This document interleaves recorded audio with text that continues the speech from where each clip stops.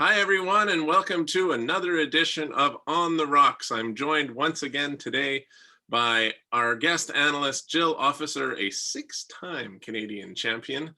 And Jill, the Scotties has wrapped up. The women have moved out of the bubble in Calgary and the men have moved in. What did you learn from watching that Scotties that can be taken forward into this Brier?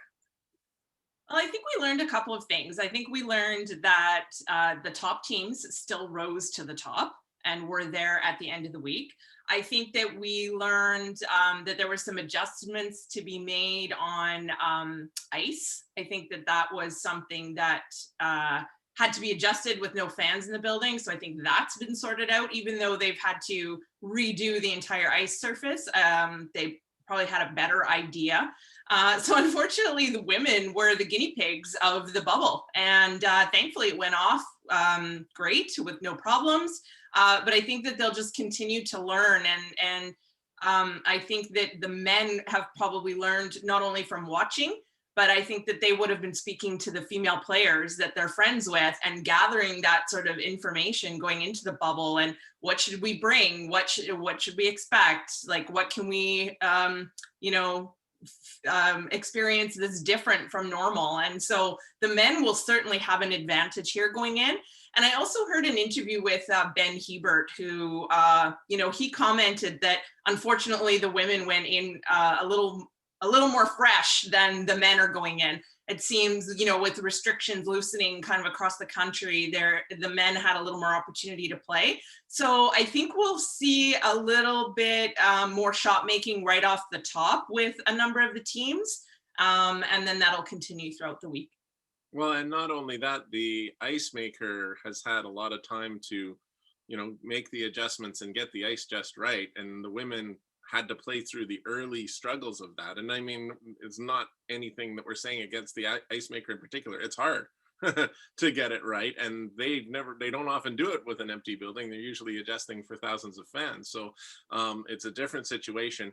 But Jason Gunlickson said that to me. He said, we're lucky because the ice makers, they are now fully in tune with what they need to do. And the men are going to be starting off with really good ice.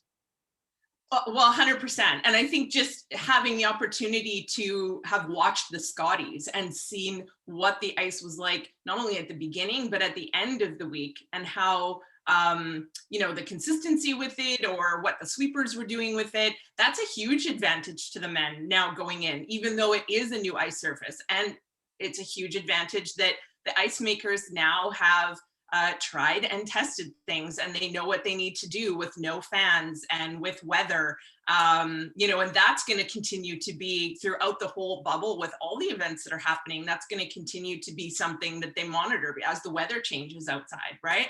So that definitely has an impact, I think, on what we're going to see with the caliber of the men's play right off the bat versus the little bit of rust we saw with the women right off the bat. And it was a great field for the women's Scotties. There's no doubt about it. Some of the best teams of all time there, no doubt. But this men's field is, I think, even more. I think there's more teams in this men's field that could win it. I mean, I think a lot of us would have said it's going to be Anderson, Jones, or Homan in the women's. In the men's, it's not that easily defined. There could be 8 or 9 teams that have a shot. Yeah, I could not agree more with you on that. I think it's really going to be interesting.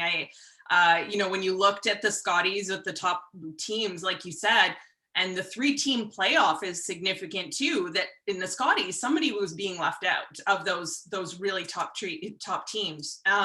With the men's, there's going to be a handful of teams that are going to be left out of those playoffs. And I think because of the expansion with those 3 wildcard teams, which were invited because of their previous success and their ranking on the point system, those top teams are legitimate teams that just sometimes don't get out of their province because they're also playing against top teams. So the expansion of those wildcard teams has really, truly made this an incredible Brier to watch. And we've been saying, and your interview with Brad Gushu, he even acknowledged, I feel like I keep saying that this is the best Brier field ever. And he's like, but every year it just seems to get better. And with the expansion this year to 18 teams, it's hard to deny that. Like, you're adding teams like Glenn Howard, who have incredible experience, Mike McEwen, who, could have easily been there anyways. And it's just, it's going to be incredible to watch. And I don't really want to have to pick who the playoff teams are going to be. Oh, well, then I won't put you on the spot for that. But it's funny you mentioned that 2 of the 3 wildcard teams are skipped by Kevin Cooey, 4 Canadian championships, and Glenn Howard, 4 Canadian championships. I mean, that's pretty incredible in itself. And then, of course, you've got Brad Gushu, who's won it 3 times. You've got Brad Jacobs, who's an Olympic gold medalist.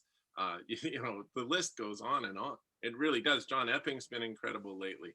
And you talked about Mike McEwen, Jason Gunlickson, and a guy that I think was so good last year, Matt Dunstone out of Saskatchewan, who's going in there with, his guns a-blazing to try to win this thing right now. He feels like he's ready. It's really going to be exciting. And I think that the fact that the ice has come along a bit from last week, and it's almost an extension of what was an amazing Brier last year, could make for something pretty special this year. Yeah, and you rattled off all those teams, and you didn't even mention Brendan Bottcher. Like, it was his finals, right? But yeah, well, yeah.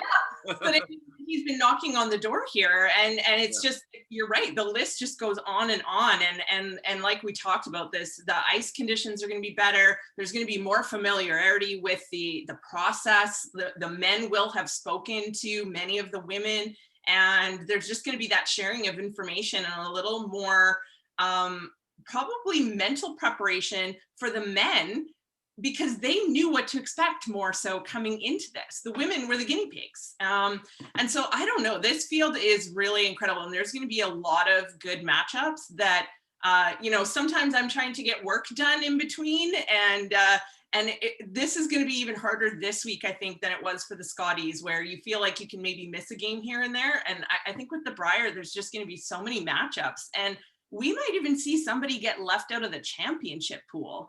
And that's really crazy to think. Yeah, it could happen, obviously. I mean, by my count, there's certainly at least 9 teams that could get into that final 8 quite easily. So that certainly could happen. And hey, it's going to be must watch TV. There's no doubt it's going to be so exciting all the way through. I do want to just change gears just for a second and talk about the Carrie Anderson team. Amazing news for them today that the Women's World Championship is going to be played in the bubble in Calgary, April 30th to May 9th. This event was originally in Switzerland. It was canceled. Originally, they said they weren't going to try to bring it into the bubble, but now they have. And I think that's really great news, especially for Team Anderson, because they did not get to go last year because of the COVID-19 pandemic. What are your thoughts on that, Jill?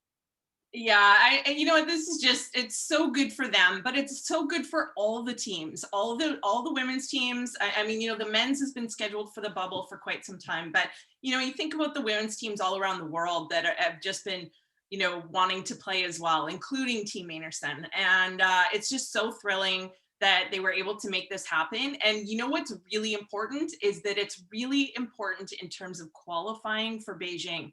I think sometimes people forget that and overlook that, particularly for Canada, because Canada is such a powerhouse in curling that there's almost an assumption that we've qualified for the Olympic Games whenever they roll around. And typically we don't have any issue qualifying our member association as a country for the Olympics, but this Women's World Championship is very significant for all of those teams trying to qualify their nation for the Beijing Games, including Canada. So, I don't know exactly where we stand, but I believe we have to finish in the top 5 or 6 at the Women's Worlds in order to qualify our country for the Beijing Games. So this is very significant for that and for curling. And it's great because we just get to watch more curling. Well, hard to believe it could come down to that, but I guess that puts a little bit of pressure on the Anderson team. Something tells me they'll be able to handle it, given that they've won back-to-back Scotties against some amazing curlers. And speaking of amazing, another amazing interview from you, Jill. I really appreciate your insight on all of this, and we'll have you back again as the Brier goes along. Looking forward to it, Ted. Thanks. Awesome. So for Jill Officer, I'm Ted Wyman. You've been watching On the Rocks.